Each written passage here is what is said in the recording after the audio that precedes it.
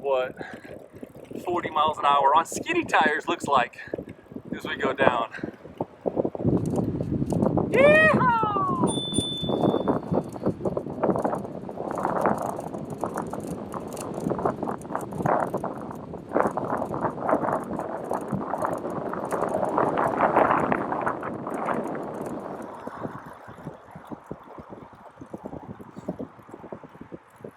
Oh, that's so fun. When you're reading through the Bible, what books are really standing out to you in the Bible these days? What are you reading? Are you ever spending some time in the book of Ecclesiastes? Lamentations? Some of those have such a rhythm, pentameter to them, and you can read a few chapters and go, all right, I get the gist. Let me go ahead and skip over to the next book. Let me get something exciting. Let me get to the back of the Bible. Let's go Revelation. They're like, no, man. If you have more time now, which many of you do because of quarantine and just things are different and you can't go out to eat or whatever, spend more time in those Old Testament books. And when you see the patterns being repeated, don't give up on it just because it's sounding repetitious, but see what God is doing in that. Is that a rut or is that a grave? Or is it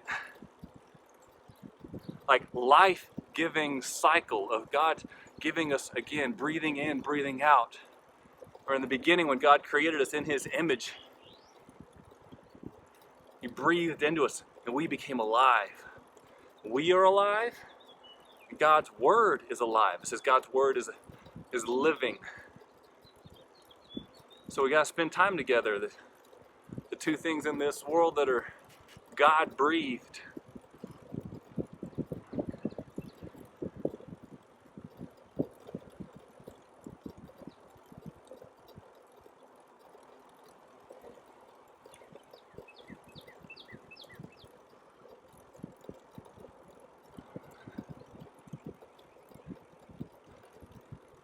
And in that time together, reading the Bible, reading God's Word, I hope that it's like a good springboard into other reading, other books.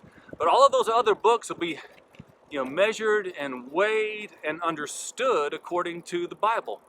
If give me a good commentary on the Bible. It's the Bible. The best commentary on the Bible is the Bible. And there's some other great ones, especially if you want to learn some of the Greek or the Hebrew or the word origins or the history. There's some great study guides and Bible studies that help in that. But the best commentary on the Bible is the Bible. And if the Bible springboards the rest of your reading, you read it in light of who God is and what He is saying and how He's redeeming His world, and that's life-giving. So back on the topic of ruts. Cool, that big crow just went by. On the topic of ruts, I'm thinking about what are you reading? I mean, if you still read, books. I'm reading a lot less, listening to a lot more. But I'm realizing, if you look at my bookshelves, you'll say, wow, okay. Billy Graham, Francis Chan, Matt Chandler, Keller, Piper, repeat. But there's some books, and I kind of hide them just for the judgmental folks that might see a certain name on the spine of a book, and they might have questions about, who's this guy? Is he really reading so-and-so? Absolutely am I reading people that I do not agree with. People that don't even hold a biblical worldview. But there's great insights. I mean, at least they're an author with something valuable enough to say that someone decided to publish it. And see, okay, what's the pain? What's the emotion? What's the motivation? Do I agree with it? Does it unravel some of my preconceived notions in a way that's going to cause me to wrestle with God in a whole new way? And wrestling with God and putting our doubts before Him, it's not an insult to Him. Think about Thomas, doubting Thomas. I'm so glad he made the cut of the 12 disciples, because I need a guy like him. I need a skeptic, because I can sometimes be skeptical. I need to see it to believe. I need to touch the stove to know it's hot. I'm that guy. And God includes a guy like that in his tribe, in his crew, in his squad of disciples. And Thomas goes, I'm not believing as Jesus till I touch the wounds. Jesus says, touch. Come at me. Here it is. Flesh and blood risen from the dead. So when you get doubters like that, it's encouraging. It's encouraging in a way that I know that I am not alone. And God is not mad at me because I have questions. I hope as the church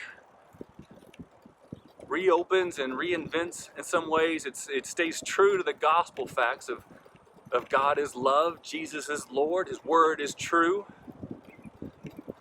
I saw one church that advertised like this, and I borrowed it from them. It says, we appreciate questions and the people that bring them. So I hope that we bring our questions. And I hope that you get out of the rut of watching the same shows, listening to the same people.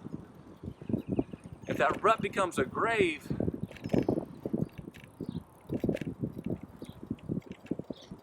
like listen to someone even if you know they're wrong. I love this little story that Rich Mullins used to tell. He said he had an old professor. I'm going to use the Old Testament term for donkey. So if your kids are in the room, there's your censorship warning. So in the Old Testament, there's a prophet for hire. I mean, he's a corrupt dude. His name's Balaam. He had a donkey. In the Old Testament, says, his ASS. So, and God spoke to Balaam through the donkey. Like God gave a voice box, vocal capabilities to the donkey. And the donkey could talk. And the donkey gave warnings to Balaam. Morning, Dwayne. Hi, Hazel.